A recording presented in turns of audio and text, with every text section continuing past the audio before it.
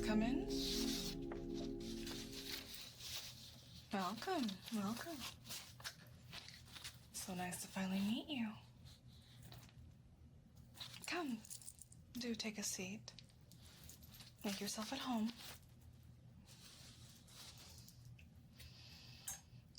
Would you care for some tea? I just brewed a pot myself.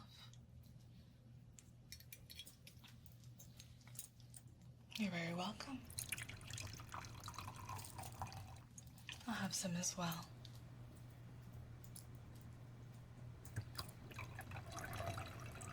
Thank you for coming on such short notice. I'm aware it's a little soon for this, but when I saw you applied, I just knew I had to interview you right away. Now then, shall we begin? Where is yours? There we are. I have to say, looking at your resume, I'm very impressed with what I'm seeing. To be quite frank with you, it looks like you're overqualified. If I may ask, what makes you want to be a groundskeeper here?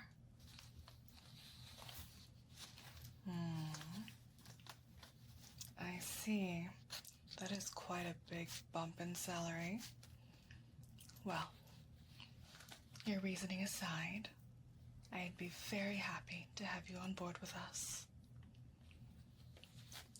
What do you say we skip all of these formalities and just bring out your papers to sign and onboard you? Of course I'm serious. What? Are you concerned that you were going to get the job?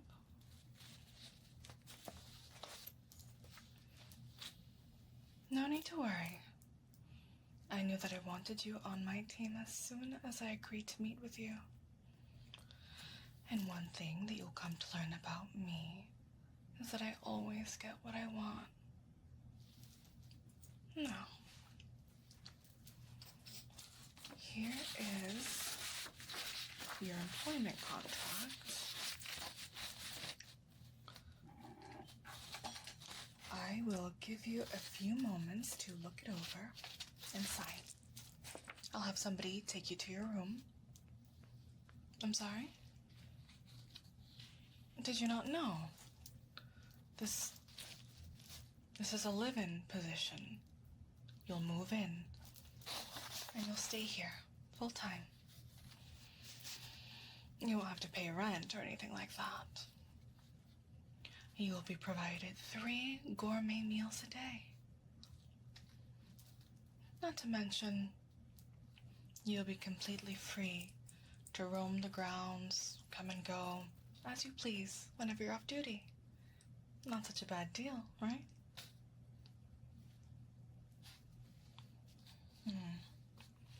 I see. Well,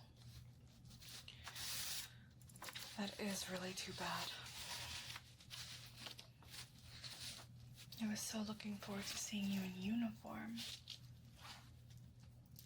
Is there nothing I can do to convince you? Oh well. I hope you'll at least stay to finish your tea, if it's all right with you. I'd love to finish our chat. No longer an interview. No pressure.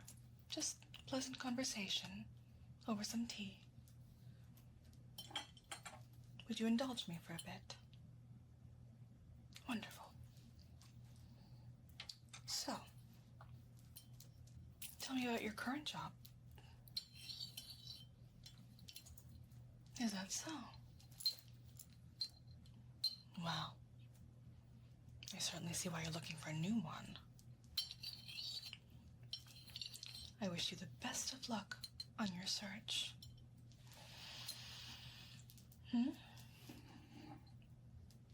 It's nothing. It's just, I've heard so much about you already, but I haven't told you a single thing about myself. I can't help but to feel that I've been terribly rude. You sure? I don't want to bore you now. Very well, then. I'll ramble about myself if you'll listen. But before that, be honest for a moment. How have you been finding my estate? All of the extravagant decor, the attendants walking around in uniform. I've been criticized for the way that I've flaunt my wealth in the past. I like to think that I earned my fortune, and that entitles me to a few luxuries. After all, I started from practically nothing. I worked my way up from an average office worker with a middling, miserable salary to one of the wealthiest women in the world. I think I deserve to treat myself a little. Wouldn't you agree? So, do you want to know my secret? That piqued your interest. It all started when I was still young. I may not have inherited a single cent from my parents, but I was blessed with their good genes, and I quickly learned that I could leverage my looks to get what I wanted out of people. In school, for example, everybody often gave me special treatment, even the teachers. I barely had to try it all to get good grades or be popular. Those things came to me naturally, I'm assuming because I was beautiful. Even in university, it was the same story. None of that could have prepared me for the real world. Not long after graduation, I found myself working a mundane, dead-end job. No prospects for advancement. I began to feel depressed, trapped, listless, like I was drifting through life. All those years that I spent just getting everything I wanted without trying finally caught up to me. So I decided to take a risk. You see, I studied psychology in school, so I decided to take those skills and apply them. On a day like any other, I paid my supervisor a visit in his office. I brought him a cup of tea and politely asked him about a project. As we spoke, I applied what little I knew about hypnosis to subtly guide him into a trance. Once he was under, I used my eyes to drop him even deeper. And before long, he was willing to do anything for me. That was the first time that I properly mesmerized someone. That man had been my supervisor mere moments ago. And now, he just stared blankly into my eyes, awaiting my commands. And as I looked back at him, all I could think about was just how damn easy it had been. I realized I should have probably done that a long time ago.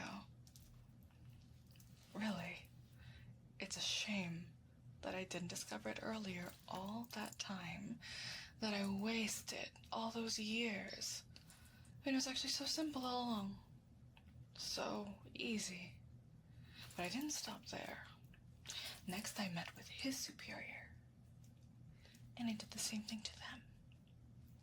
Then the next one, and the next one. And the next one. I hypnotize my way all the way up the corporate ladder, refining my technique all the while. It was very easy. In no time at all, I was sitting in the CEO's chair.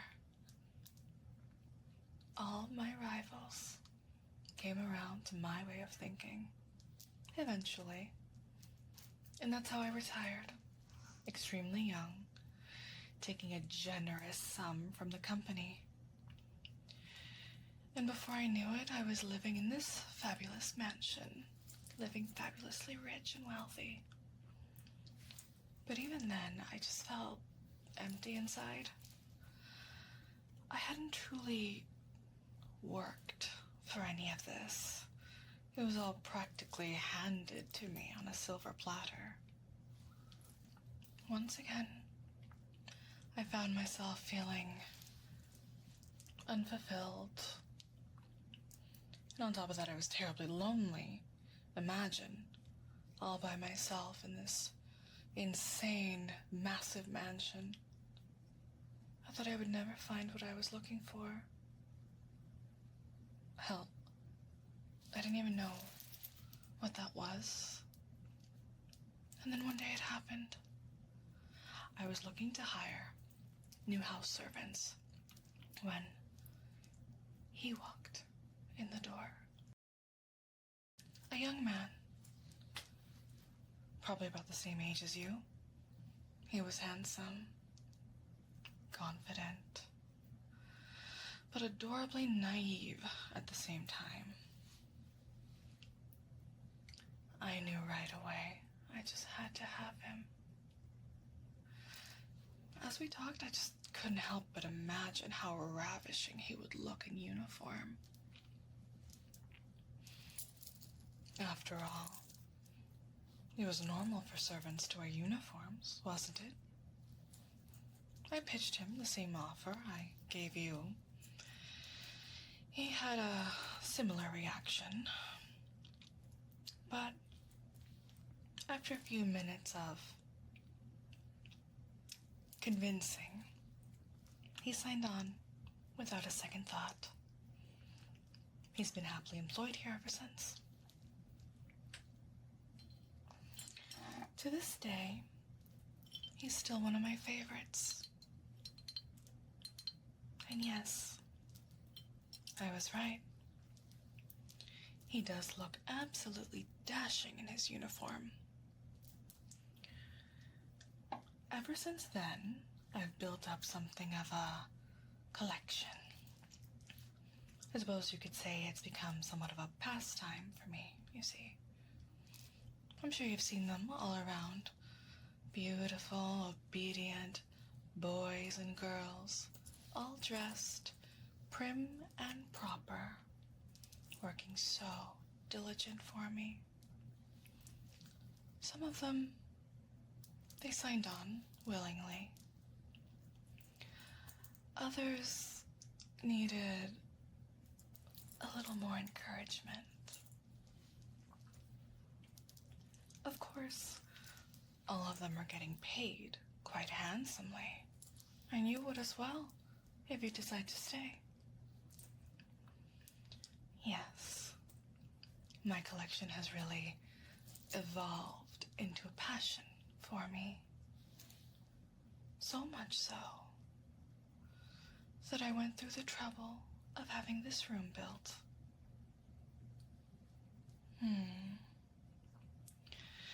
It became so tiresome having to trans every new applicant from scratch. I needed a system in place, a way to streamline the process a bit. A room specifically tailored for my purposes. You see, the acoustics, the soundproofing, it's ideal for a one-on-one session like this. That's not all. Hidden speakers play an audio that hums so softly, you might not even notice it. It's designed to subliminally drop you to a suggestible state as you listen more and more. I'm sure you can hear it if you focus enough. The walls, they release trace amount of a special vapor, entirely colorless, odorless. And as you breathe it in, you'll find yourself becoming woozy, lightheaded. Oh, it's too late for that. You've been breathing it in since you got here. My favorite part. If I press this little button here, a screen behind me turns on. And on the screen is a beautiful hypnotic kaleidoscope of spirals and colors, with me right in the center of them all. It's so easy to just stare and feel yourself getting lost in the beautiful patterns. Although it appears that you have just realized that already. Well, at any rate, that concludes my story, dear. Now, there isn't a thing that you don't know about me. So, have you reconsidered my offer? Oh, my apologies. It seems you're already incapable of speech. That's all right, darling. I don't need you to speak. In fact, I would much prefer it if you didn't. You don't have to say anything. You only have to sign. Go ahead and sign for me.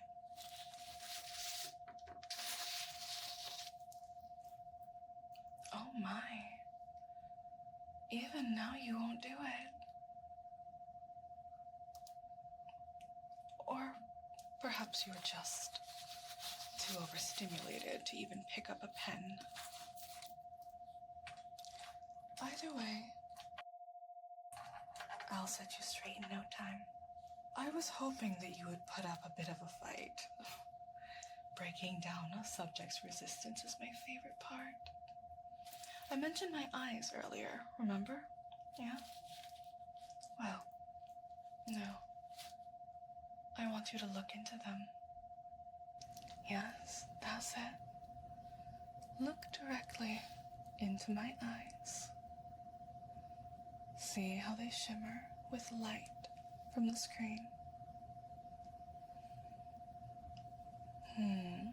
That's cute. How you're trying to stop yourself. But it's already too late for that. You can't look away. You're captivated by them, enraptured by them, hypnotized by them. Just keep looking into my eyes, letting my soothing, hypnotic voice lull you deeper into a trance. It feels so good to be hypnotized. Your body is so relaxed now. All you want to do is keep staring into my eyes. There you go. Very good. I've done this hundreds of times by now, and not once has someone been able to say no to me after looking deeply into my eyes. Don't they look so beautiful? Hypnotic. Now that they're illuminated by the lights of the screen.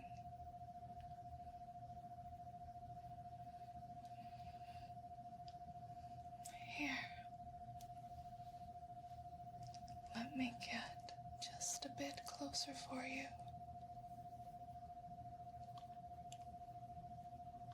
It's all right, love. Are you ready to sign for me? Are you ready to obey? You want to obey.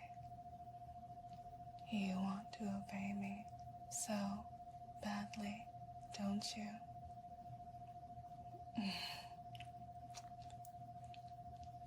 Are you trying to say something? Are you trying to tell me no? Your mind is so fried by my spirals. So fried by my mesmerizing eyes. You can't even form a sentence, can you? It's so precious. I could die. It feels so good, doesn't it? You've never felt this relaxed before.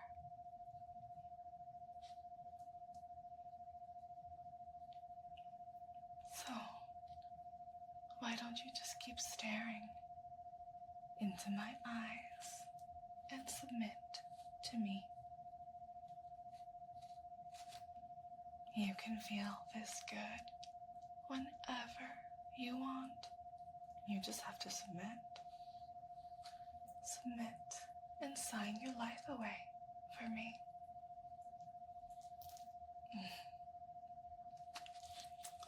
That's what I thought. That's a good boy. No one else could ever make you feel this good, right? No one else could ever make you feel this good. And even if you don't think so now, I will change your mind. Literally, before long. It was inevitable. As soon as you stepped foot in my brainwashing room, you are going to be another perfect doll in my lovely dollhouse.